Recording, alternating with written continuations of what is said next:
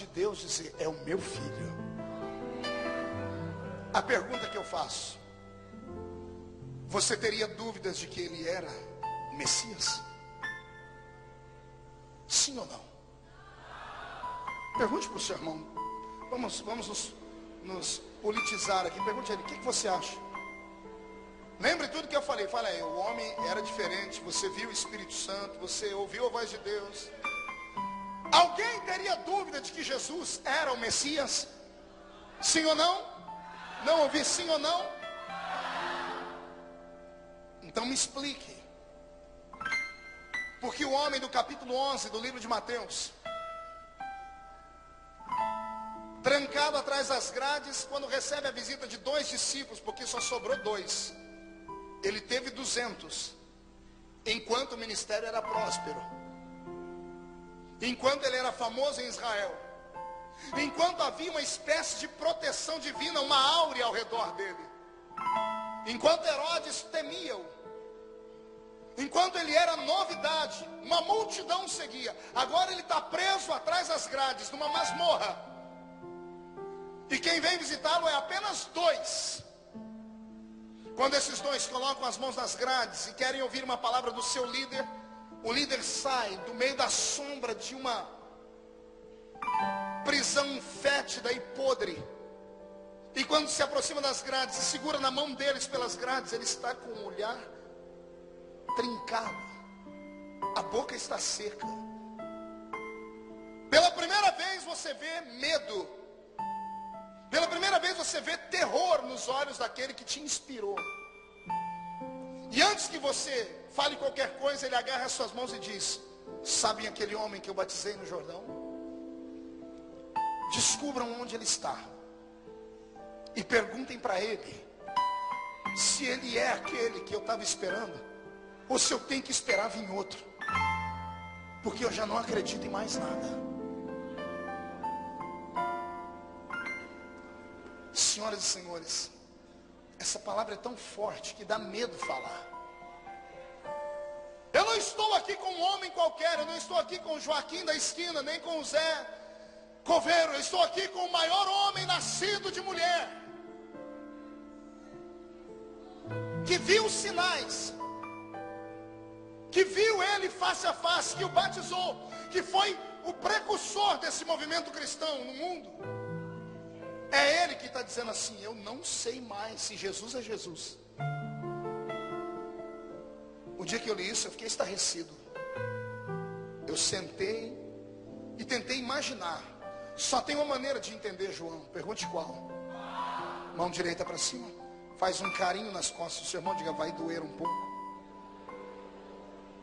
Só tem uma maneira de entender, João. É você não olhar para ele de fora da grade.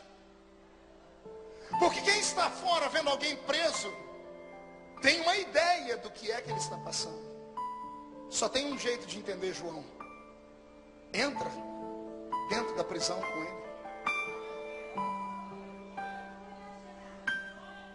Quando ele foi preso, eu imagino a situação, a sensação que ele teve. Deus não avisou ele disso. Ele é pego de supetão uma manhã, quando ele acorda, os guardas de Herodes vencem a barreira espiritual invisível que protegia aquele profeta. Imagina, ele dorme com a presença de anjos e uma presença inumana que o protegia. E quando ele acorda, ele está sozinho. Não tem anjo, não tem visão, não tem voz profética. Ele é pego e é preso. Eu imagino que na mente dele se passa 1 milhão de situações. Ele está dizendo: não, Deus deve estar querendo me testar ou me provar. Deus quer provocar um reboliço naquela cadeia. E ele até entra na cadeia de peito estufado. Quando ele entra na prisão, os presos que estão ali recuam, se encostam na parede, porque a fama de João é que ele não era normal. E João aproveita esse momento para se manter ereto e firme na fé. Quando os guardas saem, ele vai pedir orientação divina, e ele deve ter começado a orar em pé. E como Deus sempre falava com ele, ele espera que Deus responda. E ele está perguntando: Senhor, o que é que eu estou fazendo aqui? E a voz de Deus, que costumeiramente falava com ele, silencia. Deus não responde. É a primeira vez em toda a vida ministerial que Deus não fala com ele. Passa o segundo dia, o terceiro, e o corpo dele começa a sentir a fraqueza humana e o medo. João começa a perceber que ele não é aquilo que ele pensava que era. Ele começa a sentir a fragilidade de todos os mortais. Os presos que estavam ali com medo dele, em respeito, começam a dizer: ele não é tudo isso não. O respeito vai embora. O moral do profeta vai embora.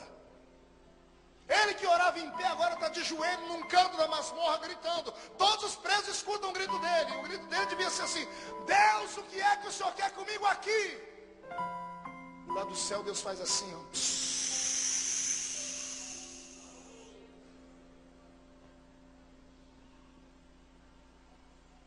30 dias de silêncio. 30 dias sem ouvir a voz de Deus. 30 dias isolado do mundo e da fé que ele pregava. Foi o suficiente para o maior homem nascido de mulher desacreditar que Deus é Deus.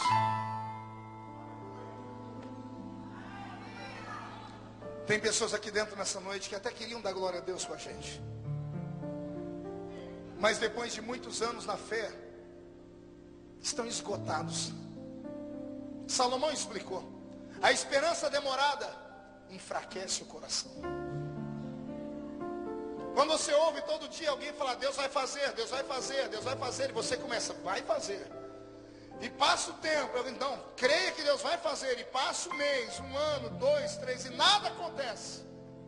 É natural você ser jogado dentro de uma prisão, a prisão da dúvida. Quando eu olho para João, eu percebo que, primeiro, Deus não chama super-homens. Segundo, Deus prova até os maiores. E terceiro, que não existe ninguém que tenha uma fé inabalável. A situação de João me faz entender que, mesmo sendo a voz do que clama no deserto, que mesmo sendo precursor de Cristo, tem dias que Deus nos deixa sozinhos e Ele fecha a boca. E quando Deus fecha a boca, o crente, ele se perde. Ele se esmorece, é natural se esmorecer. Pastor, o que eu faço? Se Deus fechou os lábios, significa que Ele me abandonou? Não. Na minha caminhada com Deus, os sofrimentos que eu já passei, e milito na área do sofrimento, são mensagens que Deus tem me dado. Então eu ouço testemunhos de muita gente. Eu descobri nessa caminhada que quando Deus fecha os lábios, Ele abre os olhos. Eu vou repetir: Deus pode ter fechado os lábios para você, mas Ele não fechou os olhos. Os olhos de Deus permanecem sobre a sua vida, sobre a sua família. O silêncio dele não significa que Ele te abandonou, significa que você está passando por um momento de transição. Talvez tenha chegado agora o momento, o dia D da sua vida, porque Deus não testa um ser humano à toa. Deus não é um cientista maluco, e o meu Deus não é sádico. Toda vez que Ele testa alguém, toda vez que Ele leva alguém para um vale, Ele tem lá na frente uma vitória gigante para dar a um homem. Eu li a Bíblia mais de 30 vezes, de capa a capa, e eu procurei na Bíblia um versículo assim: o crente nunca vai passar pelo vale da sombra da morte, mas eu não encontrei. Eu encontrei um outro: quando passares pelo vale da sombra da morte, a minha presença passa contigo lá. A mensagem desta noite não é para os crentes firmes da Igreja Voz da Verdade. A mensagem dessa noite não é para essa geração forte, inabalável daqui de Cuiabá. A mensagem dessa noite é para esses profetas que estão cansados. É para esses homens e mulheres que gastaram a sua vida no reino, e quando esperavam poder descansar ou desfrutar de uma espécie de aposentadoria espiritual, viram o seu mundo desabar. É para você que, quando estava caminhando num caminho certinho com Deus, de repente você se deu de cara com um precipício, e toda a vida